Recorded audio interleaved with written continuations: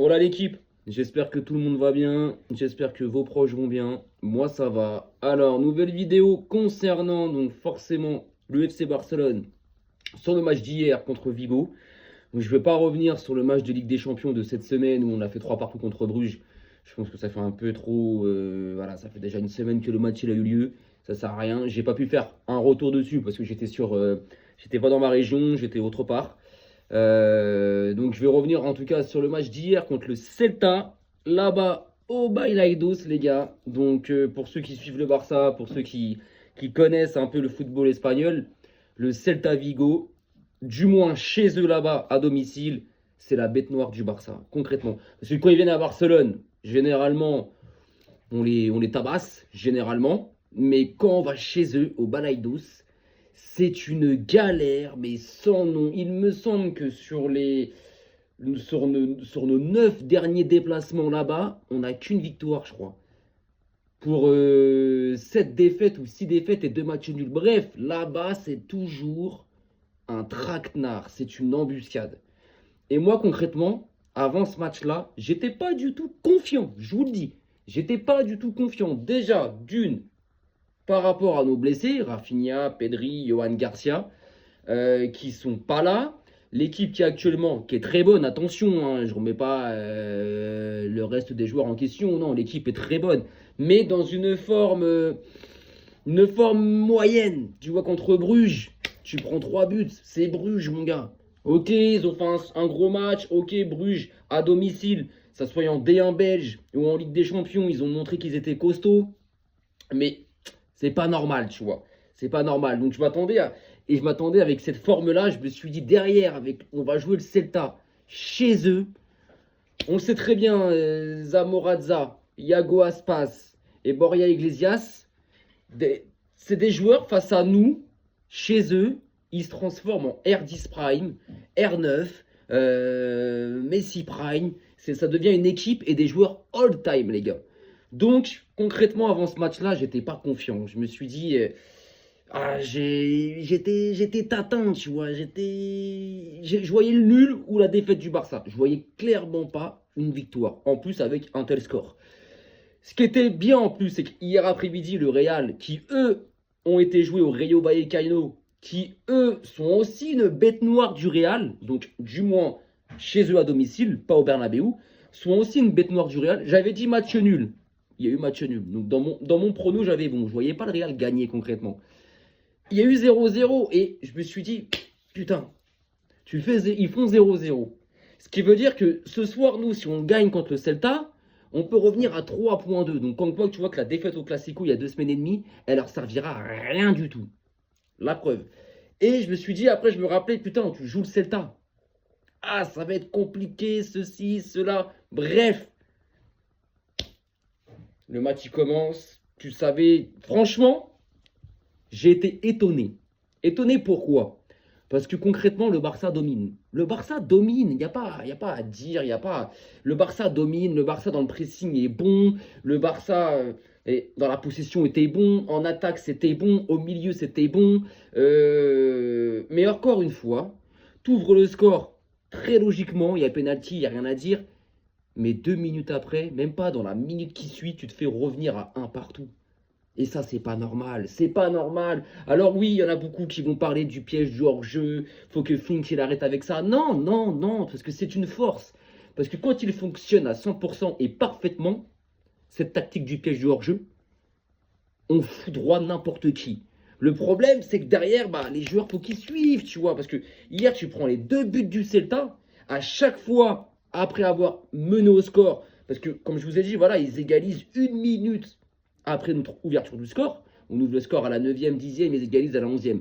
Après, on remet ce deuxième but, ce 2-1, à la 32e, ils égalisent à la 34e.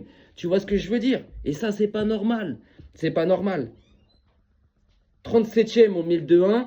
Et à la 43e, ils mettent le 2-2. Bon, il y a 5 minutes. Mais c'est pas normal. Alors que sans ça, franchement, le Celta, hein, on les voyait pas, les mecs. On les voyait pas. On ne les voyait pas. On ne les voyait pas concrètement. Et ça m'a saoulé. Ça m'a saoulé de mener au score 2 fois et de 2 fois se faire rejoindre en l'espace de 2-3 minutes. Et ça, c'est pas normal. C'est bien sûr que ce piège du hors-jeu, encore hier, il nous a causé tort parce que c'est les mêmes buts. On se retrouve à partir du milieu de terrain avec des mecs qui ont un champ. Un champ qui se retrouve avec Chechny. Par contre, Chechny, sur le premier but, non. Sur leur égalisation, non. Il met une vieille frappe. Ouais, ok, croisé, mais pas si bien croisé que ça. Il met une vieille frappe. Eh, impose-toi, mon gars, impose-toi. Mais enfin, bref. Donc, on arrive pratiquement à la mi-temps. Et avant la mi-temps, Lamine Yamal nous met ce 3-2 dans le temps additionnel de la première mi-temps. J'étais content. Je me suis dit, voilà, enfin, voilà, on arrive à la mi-temps, on met nos scores. C'est mérité. Mais tu te dis, t'es au Bailaidos, t'es contre le Celta. C'est pas fini. C'est pas fini, c'est pas fini. Tu sais très bien qu'en deuxième mi-temps, les gars, ils vont vouloir rechercher cette égalisation. Ce qui s'est passé, c'est que derrière, en deuxième mi-temps, concrètement, on les a pas vus. En deuxième mi-temps, ils ont fait qu'une frappe. Ils ont frappé qu'une fois au but, le Celta. Et encore, je crois, c'est quand on mène 4-2. Tu vois ce que je veux dire? Quand on met le quatrième but. Donc concrètement, cette deuxième mi-temps, on domine. On est dans la gestion. On est au-dessus. On gère le résultat. Et à la 73-75e minute de jeu, Lewandowski, hier, énorme match. Il nous sort un triplé exceptionnel. Bah, à la 73e, il nous met le 4-2. Il nous met le 4-2. Et concrètement, quand nous a mis le quatrième but, dans ma tête, je me suis dit, c'est bon. Dans ma tête, je me suis dit, c'est bon, le match, il est gagné. Le match, il est gagné. Maintenant, avant la 80e, s'ils auraient réduit le score à 4-3, j'aurais peut-être changé d'idée. Mais concrètement, quand je voyais comment on gérait le match sur cette deuxième mi-temps, je me suis dit, c'est gagné. Et encore derrière, on a des occasions. Hein. Lamine Yamal qui loupe un face-à-face, qui frappe sur le poteau. Rashford, pareil. On a de l'occasion, tu vois. Mais en tout cas, hier, voilà, c'est Rashford, encore une fois, 2 fois passeur décisif. Yamal buteur. Franchement, j'ai trop rien à dire hier sur le Barça. Franchement, toute l'équipe. Alors, ce qui m'a saoulé, c'est ce carton rouge, ce deuxième carton jaune donné à De Jong, qui prend un rouge, ce qui fait qu'il ne sera pas là contre Bilbao au retour de la trêve. Donc, il n'y aura pas Pedri, il n'y aura pas De Jong au milieu de terrain. Ça va être compliqué, mais bon, tu peux envoyer du Fermin, du Cachado et Olmo. Voilà. Mais hier, franchement, j'ai rien à dire. Hier, j'ai rien à dire. Lewandowski, il a une note de 10. Rashford, il a une note de 8-7. Il a fait un gros match. Yamal, il a une note de 7-7. Ouais, je suis un tricheur. J'ai la tablette en face de moi. Donc, on s'en branle, les gars. On est quand même obligé, tu vois. Le milieu de terrain, Olmo, hier, a fait un très bon match. Moi qui, concrètement, souvent, ces derniers temps, je l'insultais beaucoup quand ça va pas et quand il est nul. Et bah là, hier, il fait un très beau match. Faut le dire aussi. Et il fait son match. 7-1, De Jong, 7-9, De Jong. Tu vois, Pedri, il est pas là. Hein. On était tous là à dire, ah, sans Pedri, ça va être compliqué. De Jong, magistral. Fermin Lopez, hier, moins bon. Moins bon. Il a ce côté personnel qui commence à me titiller un peu parfois. Parfois, il a des meilleurs choix à faire, à donner à ses collègues, à créer des décalages. Et il veut frapper au but. Après, c'est bien, faut tenter, il faut y aller. Mais parfois, non, regarde autour de toi. Regarde le jeu. Voilà. Parce que sinon, il y a des fois où tu fais n'importe quoi et d'ailleurs, on peut le payer cash. La preuve, hier, Rashford, quand il loupe son face-à-face, on mène 1-0. Il a une balle de but de 2-0. Il a loupe, parade du gardien. Derrière, ils égalisent. Tu vois ce que je veux dire? La défense, hier, beau match. Garcia sur le couloir droit, parce que Koundé, il n'en a pas joué. Garcia a fait un très gros match hier. Concrètement, Garcia, hier, a fait un très gros match. Arroyo, Koubarsi et Baldé, pareil, ils ont été très bons. Ils ont été très bons. Hier, j'ai retrouvé un bon Barça. Ça m'a fait plaisir. Et c'est pas sur ce match-là où je m'attendais à retrouver ce Barça-là, tu vois. Avec un pressing haut, où les joueurs, tu sentais qu'ils avaient faim et qu'ils voulaient bien faire, qu'ils n'ont pas lâché. Parce que quand on se prend le but de Borja Iglesias, là, la frappe en rentrée de surface, magnifique, hein, sous la barre, tu vois les visages des joueurs, tu vois des joueurs, genre, t'es genre dépités, genre putain, mais à chaque fois que ça va être ça, en fait, on va marquer, on va se refaire revenir au score. Et les mecs, ils n'ont pas lâché. Hier, on a fait preuve de mental. Et ça, j'ai apprécié. J'ai apprécié. Maintenant, je pense que cette équipe-là, quand on va récupérer tous les blessés et quand on va retourner au Camp Nou, parce que normalement, le Camp Nou, là, c'est là, fin novembre, là, c'est bientôt, ça y est, là, c'est dans les semaines qui arrivent, là, c'est là, là. Je pense que cette équipe-là, ça va lui faire un bien fou. Et qu'on va récupérer nos blessés. Rafinha, normalement, c'est contre Bilbao, il sera là. Garcia contre Bilbao, il sera là le 22. Et Pedri, c'est le 6 décembre. Une fois que cette équipe-là, elle aura récupéré toute son équipe, tous ses blessés, et que l'effectif sera enfin à 100%, chose qui n'a pas été faite depuis, je crois, la première journée de Liga le 15 août. Donc, t'imagines le bordel. Et plus le retour au Camp Nou, cette équipe-là, moi, je vois le Barça faire une deuxième partie de saison magistrale. Je peux me tromper, hein, attention, hein, mais je vois le Barça faire une deuxième partie de saison magistrale. La première aurait été en dents de scie.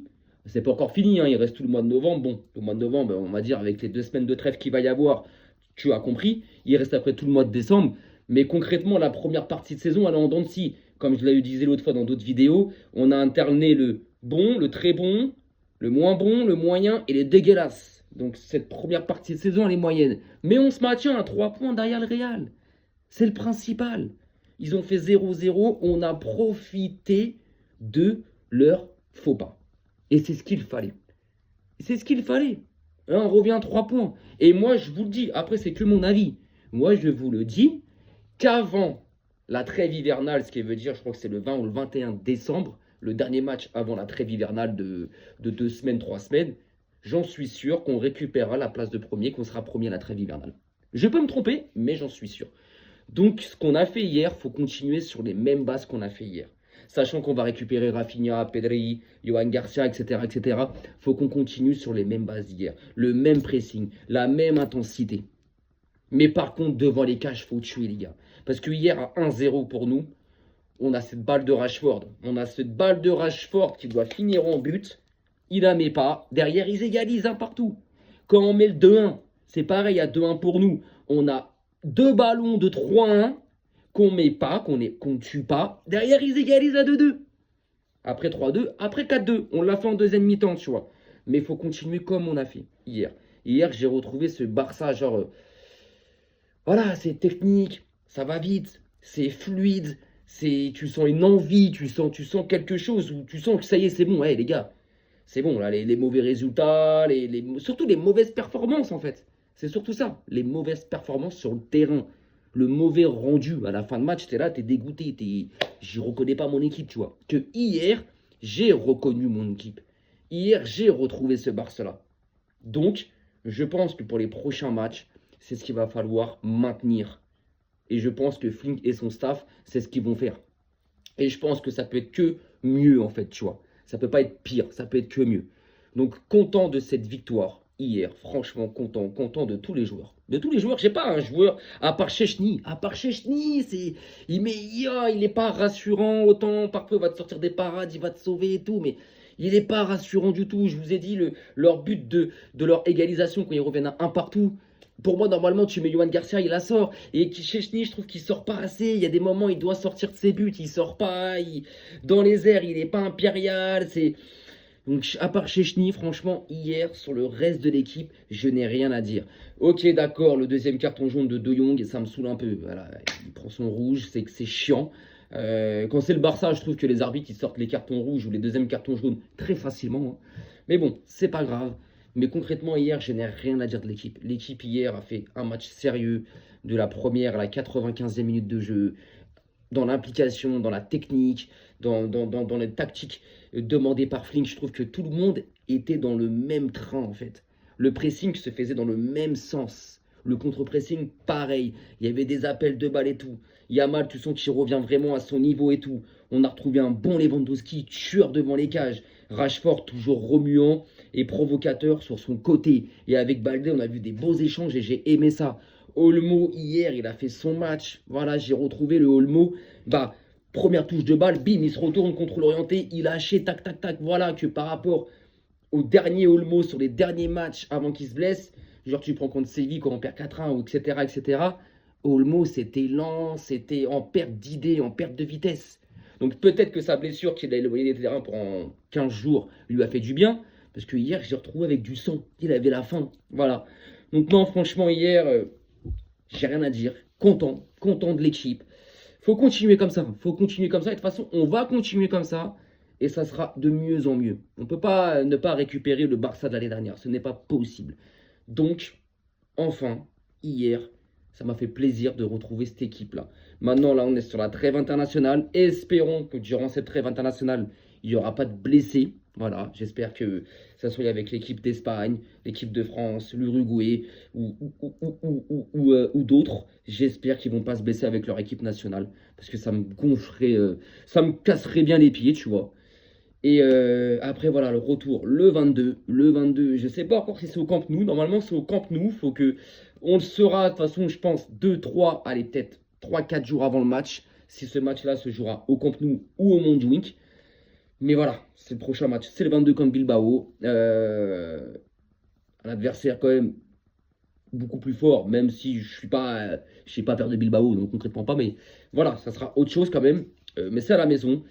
Et puis pressé, pressé, pressé quoi. Donc voilà. Donc bah les gars, écoutez, le prochain débrief, je vais essayer de faire une vidéo demain. Demain, je ferai une vidéo pour revenir sur le match de Lyon face au PSG hier soir.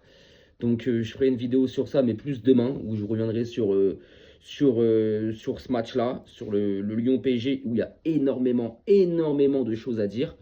Et puis c'est à peu près tout, parce que après, bon, je vais pas revenir sur City, Liverpool ou autre. Et dans cette même vidéo, qui ne durera pas très longtemps, où je vais revenir sur le PSG Lyon, il y aura une parenthèse aussi sur le match du Rayo Vallecano entre le Real Madrid, où il y a eu 0-0, et où le PSG a aussi battu Lyon 3-2. Sur ces deux matchs, il y a quelques petits trucs à dire, surtout sur le match du PSG face à Lyon, il y a énormément de choses à dire. Voilà les gars, bah écoutez, prenez soin de vous, prenez soin de vos familles, et puis arrivederci les gars.